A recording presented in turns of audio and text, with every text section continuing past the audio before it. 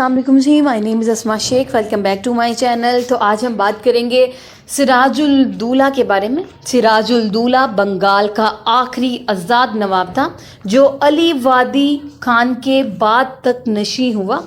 वो 1733 में पैदा हुए और 23 जुलाई 1756 को इंतकाल कर गए। इनके दौरे हुकूमत का इख्तिताम हिंदुस्तान में आज़ाद हुक्मरानी के खात्मे और कंपनी की हुक्मरानी का आगाज़ है जो अगले 200 साल तक बिला रोक टोक जारी रहा। इनके वालिद ज़ैनुद्दीन बहार के हुक्मरान थे और इनकी वालदा आमना बेगम अली वर्दी खान की सबसे छोटी बेटी थी। अली वर्दी खान की वफ़ात के बाद इनका कोई मर्द वारिस नहीं था, इसलिए सिराजुल दौला को अपनाया और तख्त के वारिस की तरह परवरिश ली। इससे रियासत के हुक्मरान के लिए ज़रूरी तमाम तरबियत फराहम की गई थी। वो अली वर्दी खान के बहुत चहीते थे। इसे 1792 में वली अहद के तौर पर नामज़द किया गया।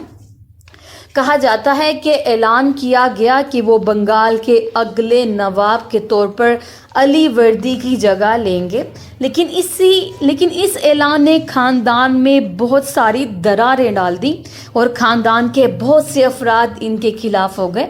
ख़ास तौर पर इसकी खाला घसीटी बेगम, मीर जाफ़र और शौकत जंग। अली वर्दी खान का इंतकाल 1756 में हुआ और इसके बाद सिराजुल दौला बंगाल का नया नवाब नामज़द हुआ। इस वक्त इनकी उम्र सिर्फ 23 साल थी। अगरचे रियासती अमवार को चलाने के लिए अभी ये नाअहल थे, लेकिन वो बहुत तवना और पुरजोश थे। इन्होंने इंतज़ामिया की बागडोर अपने हाथ में लेने की कोशिश की और तमाम ओहदों पर अपना पसंदीदा अफराद को तैनात किया।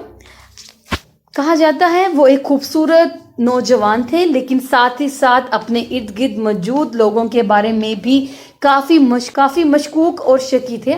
वो सिर्फ चंद लोगों पर भरोसा किया करते थे। मज़ीद ये कि वो बहुत सख्त मिजाज थे, जिसकी कुछ तबाहकुन नताइज बरामद हुए। रियाया के बजाय नौजवान नवाब की तज़ीम और मोहब्बत करने वालों के दिलों में खौफ पैदा हो गया। वो अपने रईसों का मजाक उड़ाया करते थे। इसके अलावा इन्होंने अपने मुखालिफिन के खिलाफ बहुत सख्त रवैया अपनाया। इन्होंने अपनी खाला घसीटी बेगम को इसकी दौलत से महरूम कर दिया क्योंकि ये इसके लिए परेशानी का बाइस था। इसने मीर जाफ़र की जगह मीर मर्दान को बख्शी के ओहदे पर फाइज किया। मजीद ये कि इसने शौकत अली को भी दबाया और अबार थे जो कि इनके दादा के सच्चे पैरोकार थे, जिन्होंने कभी भी यूरोपियों को चलाबाजी की जगह फराहम नहीं की थी ताकि वो इसकी हुक्मरानी के लिए खतरा बन सके। जनूबी हिंदुस्तान की सूरत हाल इनकी नज़र में थी, जहां इस्तेमारी ताकतों ने अपनी दुश्मनी से अपने पुरस्कारियों का इस्तेमाल करके वहां जंग शुरू कर दी। सिराजुल दौला ने भी यही पॉलिसियां जारी रखी। इसने फ्रांसीसी और बरतानवी दोनों को जंग की तवक्का में तामीर करने वाले इजाफी किलों की तामीर को रोकने से मना कर दिया, ताहम इनकी पाबंदी करने से इनकार कर दिया गया। इस पर नवाब को मजीद गुस्सा आया, जिसने कोलकाता पर कब्जा करके शदीद रद्द अमल का इजहार किया। इसने फोर्ट विलियम पर भी कब्जा किया। असीरियों को एक रात के लिए एक छोटे से कमरे में रखा गया, जहां इनमें से बेशतर दम घुटने से मर गए। ये वाकया ब्लैक होल वाकये के नाम से बहुत मशहूर हुआ।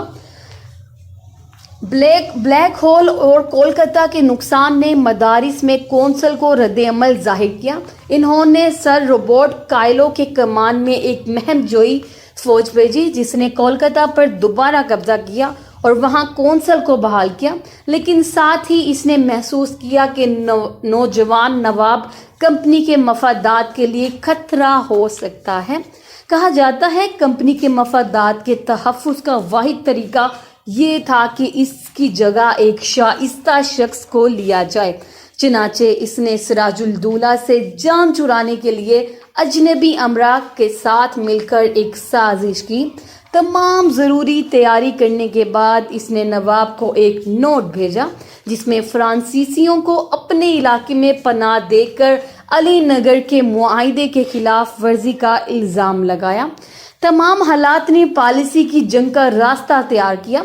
जंग में अगरचा नवाब बहादुरी से लड़े और फतह से ज़्यादा दूर ना थे, मीर मर्दान की अचानक मौत ने फतूहात के मार्च को शिकस्त में बदल डाला। कहा जाता है मीर जाफर ने इसके साथ गद्दारी की और आखिर में नवाब भी मारा गया। इसकी वजह से बंगाल में कंपनी की ओवरलॉर्डशिप का कयाम अमल में आया और हिंदुस्तान में बरतानवी सल्तनत के कयाम की निशानदी हुई। जी, तो ये थी एक छोटी सी इन्फॉर्मेशन सिराजुल दौला के बारे में। सिराजुल दौला को एक हीरो के तौर पर इज्जत दी जाती है क्योंकि वो अंग्रेज़ों के खिलाफ खड़े हुए और इनके सामने झुकने से इनकार कर दिया, जिसकी वजह से इन्हें अपनी जान भी देना पड़ी। लेकिन हकीकत को देखने का एक और जाविया है। नवाब अंग्रेज़ों के खिलाफ फ्रांसीसियों के हाथों में खेल रहे थे और हिंदुस्तान में फ्रांस की हुक्मरानी होनी थी। फिर इसी कौम के हीरो को हमारी निसाबी किताबों में विलन करार दिया गया होगा। उम्मीद करती हूँ वीडियो अच्छी लगी होगी। वीडियो अच्छी लगी हो तो मेरे चैनल को ज़रूर सब्सक्राइब और वीडियोस को लाइक कर दीजिएगा। तब तक के लिए अल्लाह हाफिज़।